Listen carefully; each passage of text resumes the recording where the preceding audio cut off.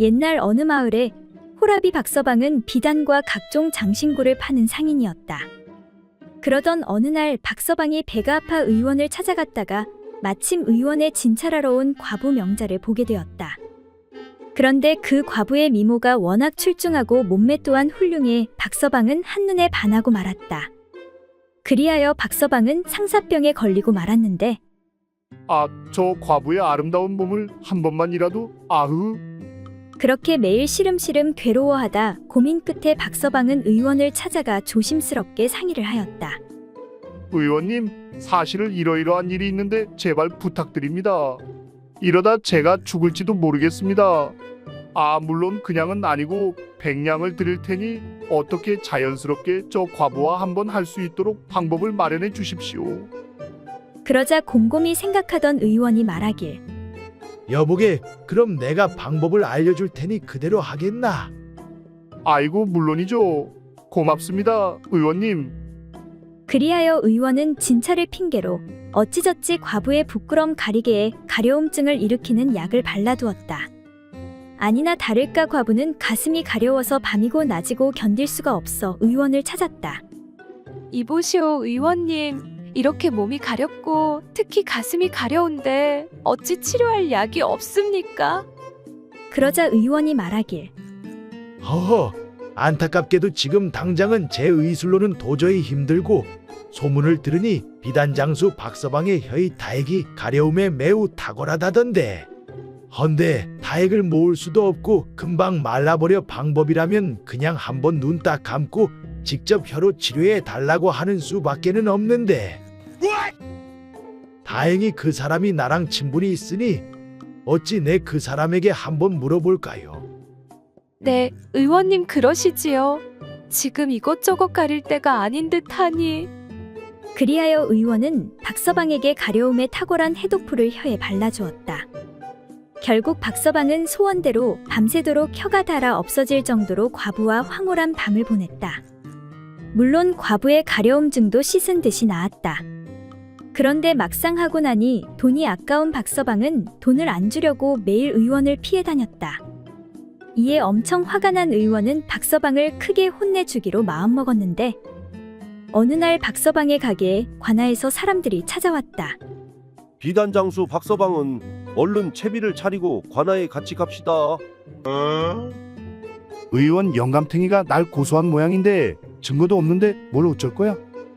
아니, 난 뭐 크게 잘못한 것이 없는데 무슨 일로 그러는 것이오? 지금 사또께서 항문이 가려워 몸져 누우셨으니 어서 서두르시오.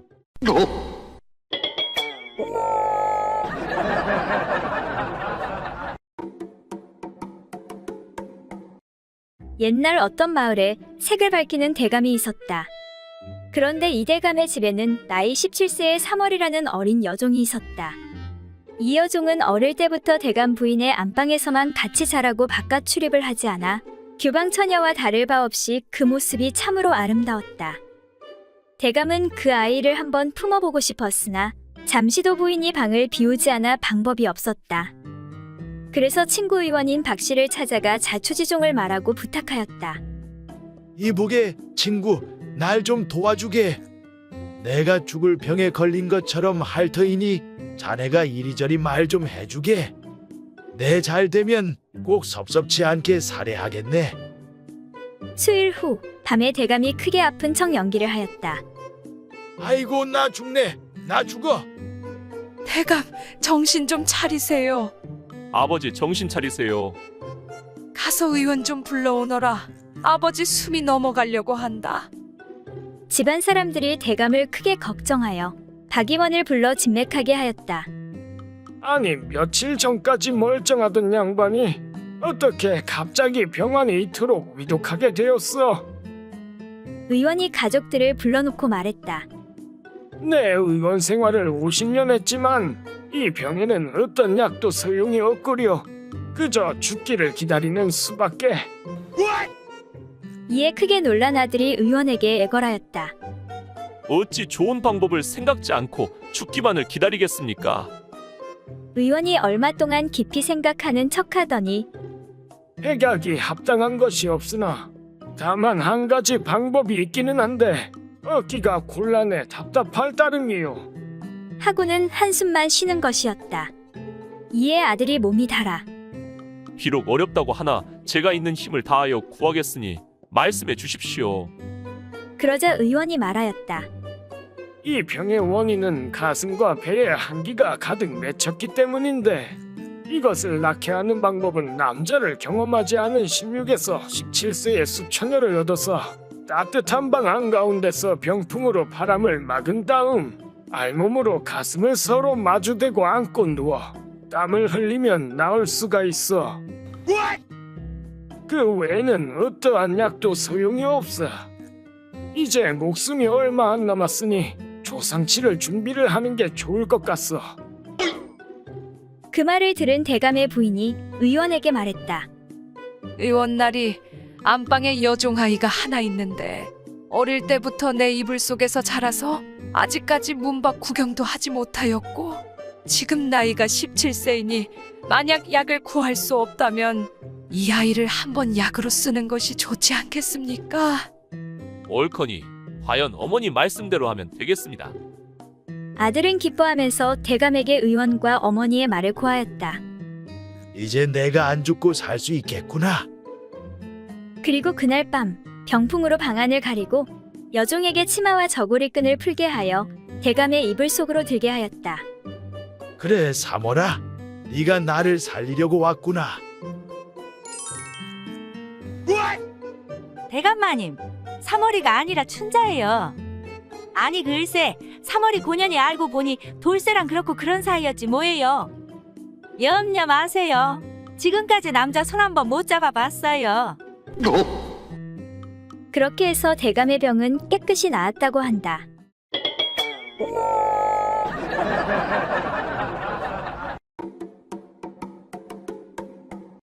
옛날 어느 동네 앞 고갯마루에 소금 장수가 올라섰을 때 한 부부와 마주치게 되었다. 부인이 먼저 소금 장수에게 말을 붙였다. 여보시오 소금 장수, 저 마을로 소금 팔러 가오. 예, 그런데요. 그렇다면 우리 집에는 가지 마시오. 집에 딸 하나만 남겨두고 일가 잔치 집에 가서 사흘 후에나 돌아오니 소금 살 사람도 없어. 그렇게 하지요. 그런데 댁이 어딘지 알아야 안 가든지 하지요. 어리숙한 부인이 소금 장수에게 저기 저 지붕 위에 고추 널어놓은 집이 우리 집이니 가지 마오. 하고 일러주었다. 이에 소금 장수는 속으로 쾌재를 부르며 예, 그러지요. 염려 말고들 다녀오시오. 하고 깍듯이 인사를 했다. 그리곤 곧바로 처녀 혼자 있는 집으로 달려간 소금 장수는 예, 아가야. 하고 호기 있게 처녀를 불렀다. 이윽고 머리를 길게 따은 처녀가 나와 누구시오? 우리 집에는 아무도 없어. 라고 하자 소금 장수는 근엄한 목소리로 그러니까 말이지. 나는 내 외삼촌이란다. 어려서 너를 보고 인제 보니 몰라보겠구나. 여기 오다가 내 부모님을 만났는데 일가 잔치집에 간다며 사흘 후에나 돌아오니 잘 봐달라고 하더구나. 그제서야 안심한 처녀는 소금 장수에게 절을 올리고 방에 모신 뒤 씨암탉까지 잡아 대접했다. 해는 지고 슬슬 흑심이 동한 소금 장수는 처녀를 한참 들여다보더니 아가, 너 속병이 있어서 고생을 하는구나. 하고 넌지시 수작을 걸었다. 아니요, 전 아무 병도 없는데요. 그래, 하지만 너는 몰라도 내 눈은 못 속인다. 너 해를 보면 눈이 시큼시큼하지? 예, 그게 바로 속병이 있어서 그렇단다. 또 밥을 먹으면 배가 불룩하고 무거운 것을 들면 팔이 나른하고 아프지? 예, 정말 그런데요. 그게 다 속병 때문이란다. 얼른 고쳐야지. 그냥 두면 큰일 난단다. 겁을 먹은 처녀는 눈을 동그랗게 뜨고 그걸 어떻게 고치나요? 하고 묻자 속에 든 고름을 빼내야 한단다. 속에 든 고름을 어떻게 빼나요? 그건 어렵지 않단다. 나한테 있는 가죽침을 맞으면 쉽게 빼낼 수 있단다. 그럼 얼른 가죽침을 놓아 고름을 빼주세요. 드디어 소금 장수는 처녀를 눕히고는 속곳을 내렸다. 조금 아프더라도 후련해질 때까지 참아보거라. 그래야만 병이 나을 수 있단다. 결국 목적을 달성한 소금 장수는 푹 잠을 자고 아침상까지 푸짐하게 받았다. 장난기가 발동한 소금 장수는 한 번 더 가죽침을 정성껏 놓고 나서는 웃으며 처녀에게 당부했다. 이제 가죽침을 놓아 고름을 다 빼내 종지에다 잘 받아두었으니 부모님이 돌아오시면 꼭 보여드리도록 하거라. 이에 처녀가 소금 장수에게 그런데 외삼촌, 옆집 돌쇠는 배 아플 때 빳빳한 뼈침을 놓아주던데 외삼촌의 가죽침은 왜 그리 흐물거려요?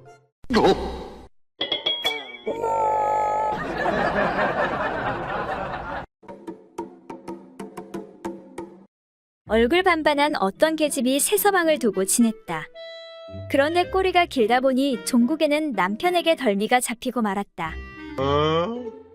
어느 날 남편이 작정하고는 일부러 먼 곳에 볼 일이 있어가는 체하고서 집을 나와 근처에 숨어서 지켜보고 있었다. 그런데 과연 어떤 사내 녀석 하나가 살금살금 자기 집으로 숨어 들어가는 것이었다. 부인 보고 싶었어. 어서 거시기 합시다. 남편이 놈을 붙잡으려고 잠시 기다렸다가 뒤쫓아가서 문을 두드리며 소리쳤다. 빨리 문 열어. 문이 왜 잠겼어? 이거 큰일이 났구먼. 이를 어쩐단 말이오. 잠시 뜸을 들인 후 안에서 아내가 말했다. 누구시여? 나다, 내 서방. 빨리 문 안 열어? 에구, 문짝 다 부서지겠네. 혼자 있기 겁이 나서 문을 걸어 놓았더니만. 헛소리 말고 어서 문 열어. 말은 그렇게 했지만 무엇보다도 새 서방 피신시키는 일이 다급했는데 문득 윗목에 접어놓은 쌀자루가 눈에 띄었다. 저기 쌀자루 안에 들어가 숨으시오.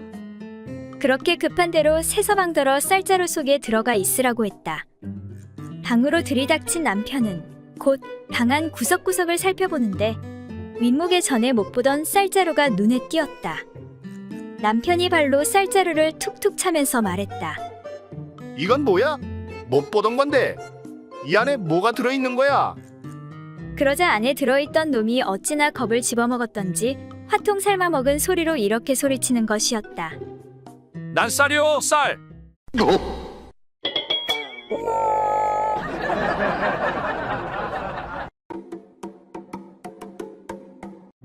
옛날 어느 마을에 가난한 양반 갑수는 오늘도 마누라에게 잔소리를 듣는데 여보, 살 다 떨어졌어. 가서 장사라도 하던지 아니면 도둑질이라도 하시오. 허구한 날 책만 보지 마시고 과거에 10번이나 떨어졌으면 이제 그만 포기하시오. 양반이 밥 먹여주는 것도 아니고 아이고 내 팔자야. 그러던 어느 날 갑수는 오랜만에 친구 만기리를 만나 한잔하는데 내 매번 자네에게 얻어먹어 미안하이. 친구끼리 미안할 게 뭐 있나? 여유되는 놈이 사면 그만이지. 근데 갑수 자네 얼굴이 왜 그리 어두워 보이는 겐가? 왜긴 왜요? 집에 있는 멧돼지 때문이지. 재수씨가 왜 그리 순하디 순한 여인이? 순하긴 그건 10년도 더 된 신혼 때나 그랬지. 그땐 그냥 막 내가 원하는 대로 누우라면 눕고 엎드리라면 엎드렸는데 지금은 그냥 한 마리의 사나운 야생 멧돼지라네. 나 무서워 죽겠네. 그나저나 자네 재수씨는 그렇게 자네한테 순종한다며. 집에 오면 발도 씻겨주고 밤새 봉사해주고 비결이 도대체 뭔가? 우리 마누라도 처음부터 그러진 않았지. 그러니까 그거 말하자면 좀 복잡하긴 한데 내 친구 중에 창식이라고 있거든. 그놈에게 어찌 다리 건너 겨우겨우 의원 한 명 소개받았다네. 그런데 그 양반이 그 무엇이냐 궁중 어휘까지 지낸 양반이라 한번 질려보려면 몇 달은 기다려야 한다고. 그래서 창식이한테 부탁해서 어렵게 겨우 만났지. 그런데 꼭 마누라랑 같이 오라고 해서 같이 갔거든. 그랬더니 그 의원이 내 마누라에게 부인이 자꾸 바가지 긁고 말 안 들으면 남편 정력이 날이 갈수록 감퇴하고 얼마 못 살 것이라고 하니 그날 이후로 순한 강아지가 됐지 뭐야.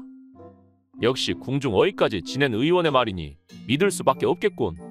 이봐 친구, 나도 그 창식이란 친구 좀 소개시켜주게. 근데 자네는 좀 힘들 텐데. 아니 친구끼리 야박하게 왜 그러나. 소개는 시켜줄 수 있는데 근데 상담비만 50냥인데 자네 돈 있는가?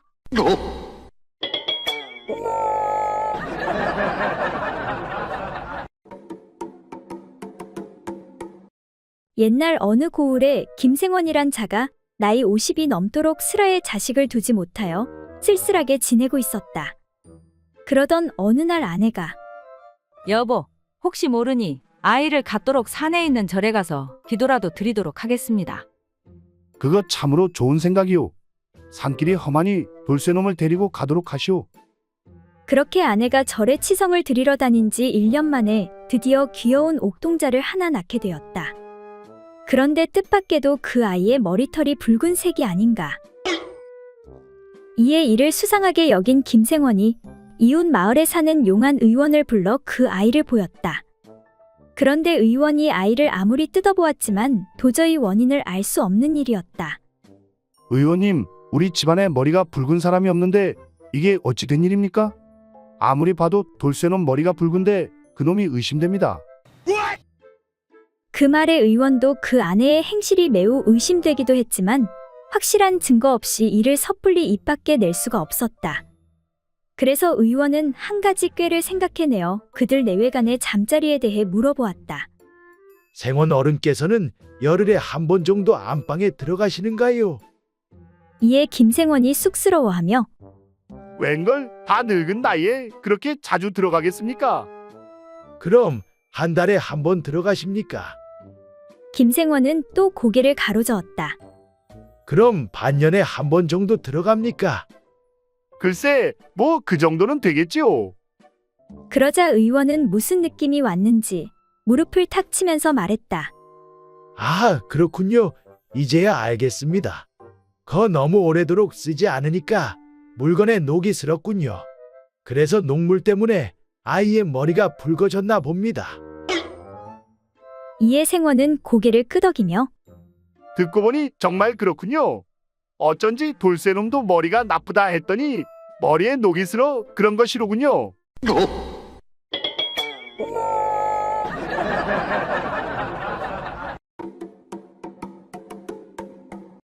옛날 어느 마을에 한 과부가 나이 많은 남자와 재혼을 하였다. 그런데 불행하게도 남편의 소중이가 작동을 하지 않는 것이었다. 그렇게 힘든 나날을 보내던 과부가 어느 날 저작거리에서 이상한 약장수를 구경하게 되었다. 어디 무슨 약을 파는지 한번 구경이나 해야겠다. 약장수 앞에는 항아리가 놓여 있는데 그 안에는 뱀이 죽은 것처럼 흐물흐물 누워 있었다. 뭐야? 징그럽게 뱀이잖아. 이거 죽은 거야? 그런데 그 순간 약장수가 피리를 보니 죽은 것 같던 뱀이 빳빳하게 일어서는 것이었다. 하도 신기하여 여자는 약장수에게 물었다. 혹시 그 피리를 불면 무엇이든 빳빳하게 일어서게 되나요? 물론이요. 이것은 마술필이란 말이요. 그 말을 들은 여자가 다시 약장수에게 말했다. 그럼 그 피리를 저한테 파세요. 실소. 이걸 팔면 난 뭐 먹고 살라고? 그러지 말고 제가 이러한 사정이 있어서 그러는데 제발 좀 저한테 그 피리를 파세요. 잠깐 고민하던 약장수가 말했다. 좋소. 사정이 딱하니 할 수 없군. 여기 있는 걸 모두 다 사면 500냥에 드리리다. 그렇게 여자는 거금을 주고 마술피리를 구입해 집으로 왔다. 그날 저녁 남편을 눕혀놓고 여자가 말했다. 여보, 여기 가만히 누워서 내가 피리를 불 테니 한번 잘 들어봐요. 아니, 야밤에 웬 피리여? 밤에 피리 불면 뱀 나온단 말이요. 헛소리하지 말고 가만히 좀 들어봐요. 여자가 자신만만한 표정으로 피리를 불기 시작했다. 여보, 어때요? 아래쪽이 빳빳해지지 않았나요? 그러자 누워있던 남편이 갑자기 말을 더듬으며 이당하당 왜 갖다기 햇바다익 빠빠넥 직느 걱직?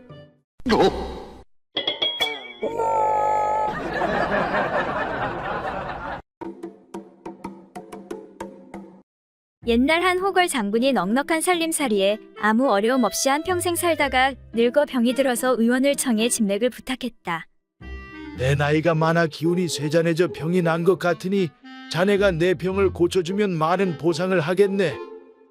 이 말을 들은 의원이 방안을 한 바퀴 둘러보니 장군은 비단 이불을 덮고 누워있고 옆에는 아름답게 치장한 여인들과 각종 악기가 나열되어 있고 앞쪽에는 술과 고기가 차려진 상이 놓여 있었다.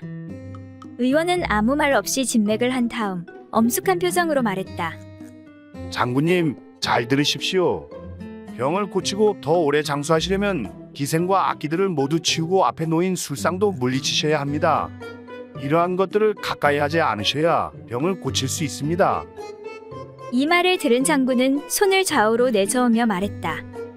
의원 양반, 내가 병을 고쳐 오래 살려고 하는 것은 이런 것들을 더욱 즐기면서 살고자 함인데 만약 이것들을 치우라고 하면 100년을 더 산다고 해도 하지 않겠네. 자네는 그냥 물러가게나. 그리고 며칠 후 옛날에 알고 지내던 선비 한 사람이 병문안차 방문하여 이렇게 말했다. 장군께서 마땅히 술과 고기를 물리치고 연부를 부지런히 하시면 극락세계로 가실 수 있을 것입니다. 이 말에 장군이 큰 관심을 가지고 물었다. 이 사람아, 거기 극락세계에 가면 돼지고기와 술 그리고 예쁜 기생들도 있는가? 그런 것은 들어보지 못했으나 일을 하지 않아도 안락한 생활을 할 수 있는 곳으로 알고 있습니다. 그 말에 장군은 손을 내저으며 그만두게나. 나는 극락세계가 아니라 그보다 훨씬 더 좋은 곳이라도 그런 것들이 없으면 가지 않겠네.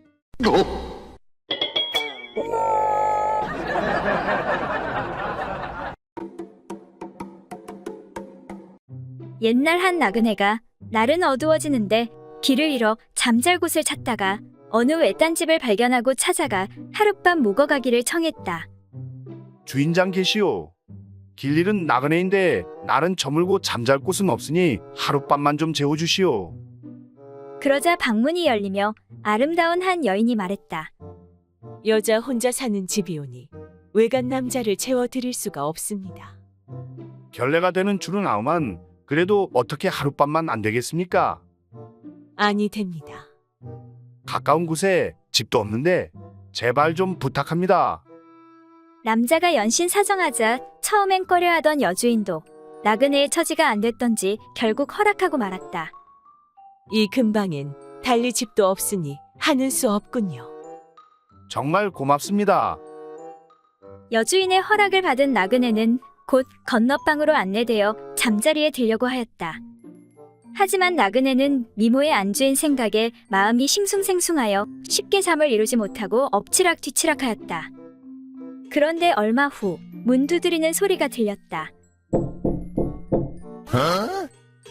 주무시는지요? 아직 안 자는데요. 나그네는 벌떡 일어나서 방문을 열었다. 잠옷 차림의 여주인이 나그네에게 조용히 이야기했다. 혼자 주무시려니 적적하시지요. 그 말에 나그네의 가슴은 심하게 두근거리기 시작했다. 네, 사실 그래서 저도 잠을 못 이루고 있었습니다. 어찌나 긴장했던지 나그네는 말까지 더듬고 말았다. 그것 참 잘 되었습니다. 잠시 들어가도 되겠습니까? 나그네의 가슴은 터질 듯 뛰었다. 네, 어서 들어오시지요. 그러자 여주인이 말했다. 길 잃은 노인 한 분이 또 오셨는데 같이 주무시지요. 총각, 나랑 같이 자.